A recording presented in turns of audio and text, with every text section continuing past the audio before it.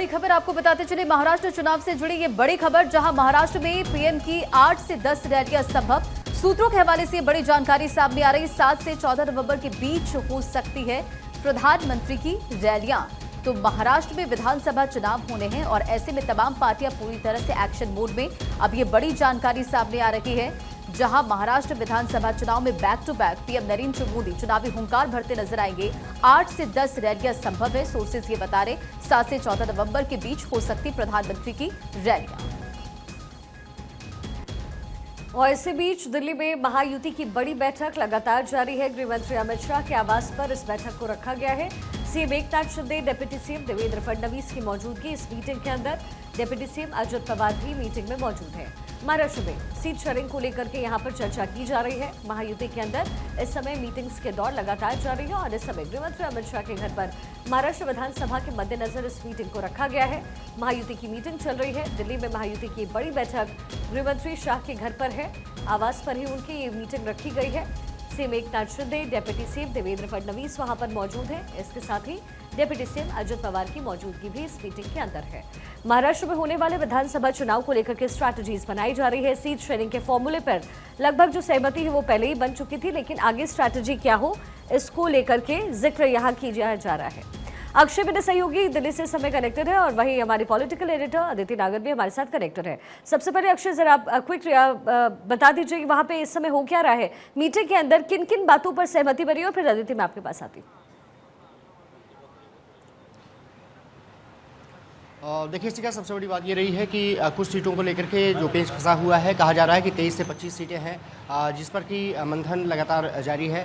कई दौर की बातचीत हो चुकी है, उसको सुलझाने का प्रयास किया जा रहा है और कहा जा रहा है कि बीजेपी हो, इसके अलावा शिवसेना शिंदे ग्रुप या फिर एनसीपी अजित पवार ग्रुप, जो कुछ सीटें हैं जो अपने आप को ट्रांसफ़र कर रहे हैं ताकि एंटी इनकम्बेंसी से जो जूझ रहे हैं उसको कम किया जा सके। उन सीटों पर थोड़ा सा विवाद की स्थिति है, उसको सुलझाने का प्रयास किया जा रहा है। ये माना जा रहा है कि आज की बैठक में सभी चीज़ों को सुलझा लिया जाएगा और साथ ही साथ कितनी सीटें किस दल को मिल रही हैं ये भी बातें लगभग क्लियर हो जाएंगी, क्योंकि बीजेपी ने। ठीक है अक्षय, मैं लौटती हूँ आपके पास। अदिति मेरे सहयोगी समय न्यूज रूम से हमारे साथ कनेक्टेड हैं।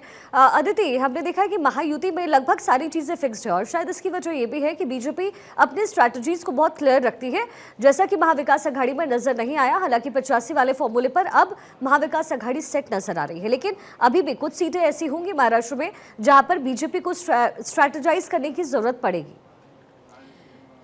आप महायुति और महाविकास अघाड़ी के बीच का एक डिफरेंस, साइकोलॉजिकल डिफरेंस समझिए। महाविकास अघाड़ी में कांग्रेस है, राष्ट्र पार्टी है, जिसको किसी भी स्थिति में चुनाव जितवाना है जिससे उसका अस्तित्व बचा रहे। और महायुति में भारतीय जनता पार्टी है, जिसको किसी भी स्थिति में सरकार बनानी है और इस बार मुख्यमंत्री अपना बनाना है। वहां पर अस्तित्व की लड़ाई हो ना हो, लेकिन परसेप्शन की लड़ाई है। तो दोनों में भले ही चुनाव जीतना है और सत्ता की कुर्सी तक जाना है, लेकिन यहाँ पर अमित शाह हैं और अमित शाह किसी भी स्थिति में इस बार बड़े भाई की भूमिका में रहना चाहते हैं, क्योंकि पिछली बार जब सरकार में आए थे, जब अलग अलग अलायंसेस जब आए थे, तो वो सत्ता की कुर्सी उन्होंने नहीं ली थी, क्योंकि वो मैसेज ये देना चाहते थे कि हमने उद्धव ठाकरे से अलायंस सत्ता के लिए नहीं तोड़ा है, सत्ता के लिए हमने शिंदे को बिठा दिया है।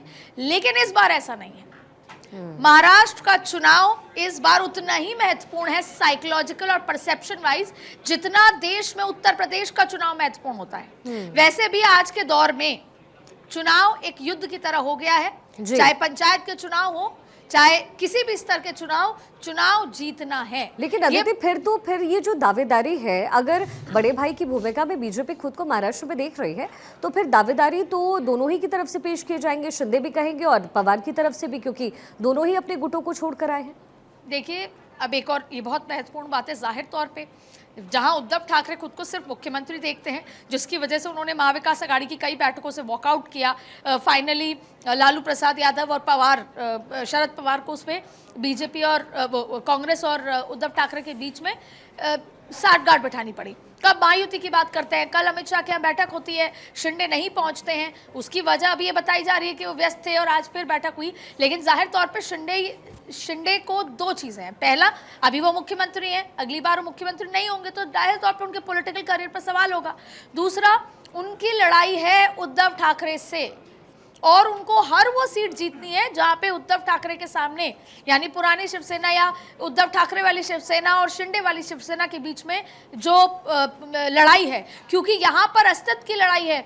क्या सच में अजीत वाली उद्धव ठाकरे वाली शिवसेना है या शिंदे की शिवसेना है? तो ये जो अस्तित्व की लड़ाई है उसको लेकर भी ये बार बार ये चुनौती है कि मेरे को उन तमाम सीटों पर चुनाव लड़ने हैं, इसलिए चुनाव असंतुष्ट है शिंदे, असंतुष्ट है अजीत पवार, इसलिए आज अमित शाह से खुलकर बात यहाँ पर हो रही है और उम्मीद की जा रही है कोई ना कोई रास्ता बिल्कुल अमित शाह निकाल